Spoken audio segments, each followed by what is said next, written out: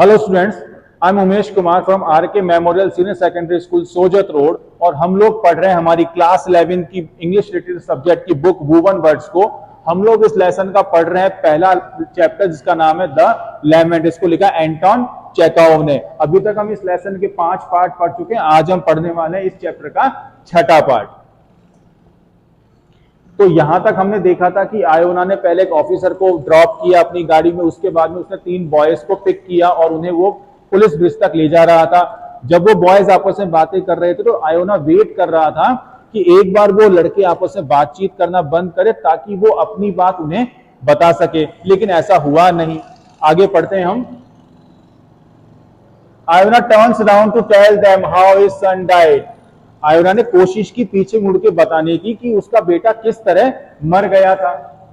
But at this moment पर इसी वक्त पे क्या हुआ, the humpback giving a little Sai announces. उस कुबड़ वाले लड़के ने एक आह भरी और उसने कहा, थैंक गॉड, भगवान का धन्यवाद है, we have at last reach our destination, कि हम हमारे डेस्टिनेशन मतलब मंजिल पर पहुंच गए हैं।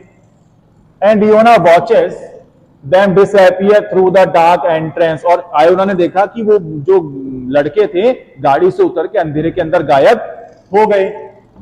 Once more he is alone. एक और बार वापस आयोना अकेला हो गया था। And again surrounded by silence. और वापस उसके आसपास क्या हो गई थी, शांति हो गई थी।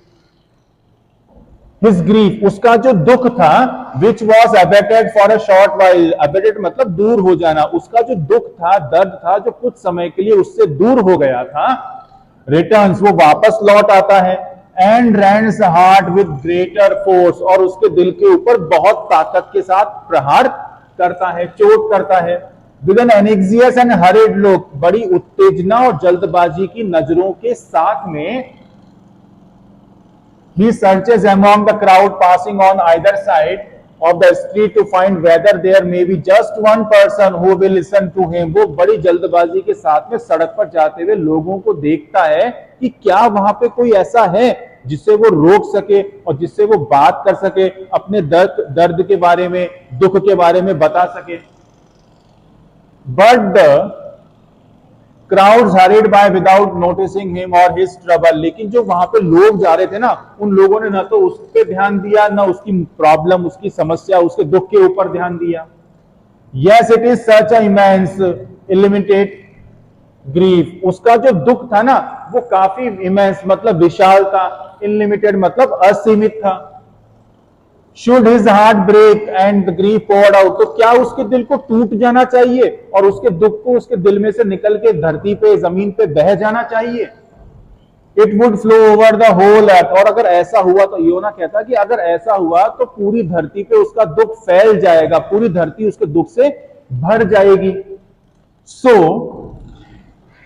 It seems and yet no one sees it. और लेखक कहता है कि इयोना को लगता था कि उसके दुख से पूरी धरती भर जाएगी, लेकिन फिर भी कोई उसकी तरफ देखता नहीं है। It has manage to conceal itself in such an insignificant shell that no one can see it even by day with a light. लेखक कहता है कि आयोना ने अपने दुख को अपने अंदर कुछ इस तरह से छुपा लिया था, ऐसे कवच में छुपा लिया था कि दिन की रोशनी में भी कोई उसके दर्द को देख नहीं पा रहा था।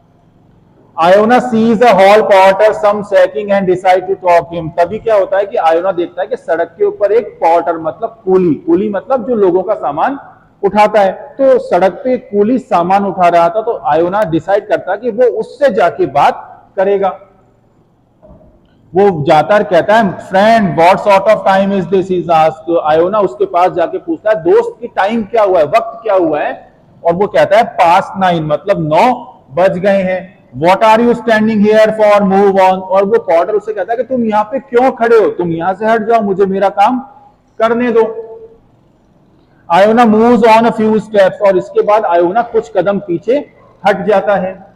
Doubles himself up and abandon himself to his grief. वो वहां से दूर हट जाता है और वापस अपने आप को अपने दुख के अंदर समेट लेता है। दुख के साथ में वो अकेला हो जाता है।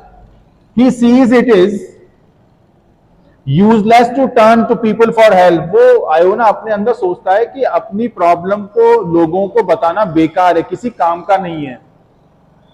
In less than 5 minutes he start straight himself, 5 minute के अंदर ही वो वापस सीधा बैठता है, कुछ सोचकर। होल्ड्स अप द हेड्स, अपने सिर को वो सीधा करता है। As if it felt some sharp pain, जैसे कि उसको अपने अंदर कुछ तीखा दर्द महसूस हो रहा हो। And gives a tug at the reins, reins का मतलब होता है घोड़े की लगाम, तो अपने घोड़े की लगाम को टग करता है, मतलब खींचता है। He can bear it no longer, अब वो इस दर्द को बहुत देर तक सहन नहीं कर सकता था। द स्टेबल्स ही थिंक्स, वो सोचता है कि मुझे स्टेबल्स मतलब घोड़ों के अस्तबल में जाना चाहिए। एंड लिटिल हॉर्स, और अपने घोड़े को भी साथ में ले जाना चाहिए। एज इफ इट अंडरस्टूड, और जैसे कि घोड़ा भी उसकी बात को समझ गया। स्टार्ट्स ऑफ अ ट्रॉट, और वो भी चलना शुरू कर देता है। About an hour and half later, करीबन 1.5 घंटे के बाद में, अब लोग वो जो थे वहां से उन्होंने चलना शुरू किया, वो अस्तबल में पहुंच गए। करीबन 1.5 घंटे के बाद में Iona is seated by a large dirty stove, Iona जो था एक गंदे से बड़े से स्टोव के पास में बैठा हुआ था। अराउंड द स्टोव, उस स्टोव के चारों तरफ, on the floor, on the benches, जमीन के ऊपर, बेंचेस के ऊपर, पीपल आर स्नोरिंग, स्नोरिंग मतलब खर्राटे ले रहे थे, मतलब लोग वहां पे सो रहे थे। The air was thick and suffocatingly hot, वहां की जो हवा थी काफी घनी, क्योंकि बहुत सारे लोग वहां थे तो हवा काफी घनी थी। और सफोकेटिंग हॉट, सफोकेटिंग मतलब दम घोटने वाली थी, हॉट मींस गर्म थी। Iona looks at the sleeper, sleepers मतलब सोने वाले लोग, तो आयोना उन सोने वाले लोगों को देखता है। स्ट्रेचेस हिमसेल्फ, अपने आप को भी वहां पे जगह देखकर फैला लेता है, लेट जाता है। And regrets having return so early, और उसे अपने आप से पछतावा होता है कि वो वहां पे बहुत जल्दी आ गया था, उसे इतना जल्दी वहां पे नहीं आना चाहिए था। I have not even earn my fodder, fodder मतलब भोजन, वो अपने आप से बात करते हुए कहता है कि मैंने आज अपना खाना ही नहीं कमाया है, पैसा नहीं कमाया है। He thinks, वो ऐसा सोचता है। That's what my trouble, और वो कहता है कि यही मेरी समस्या है कि आज मैंने कमाई नहीं की है, मेरे पास खाना खरीदने के या बनाने के लिए पैसा नहीं है। अ मैन हु नोज, एक ऐसा इंसान जो कि जानता है, क्या जानता है? जॉब, अपने काम को जानता है। Who has had enough to eat and his horse too, उसके पास में अपने खाने के लिए और अपने घोड़े को खिलाने के लिए बहुत पैसा होता है। कैन ऑलवेज स्लीप पीसफुली, और जब वो ऐसा कर लेता है तो वो बड़ी शांति से सोता है। तो स्टूडेंट्स, ये था हमारे लेसन का एक पार्ट जो हमने आज पढ़ा। इसका थोड़ा सा हिस्सा और बचा हुआ है जो हम नेक्स्ट वीडियो के अंदर देखेंगे। Thank you very much for watching us.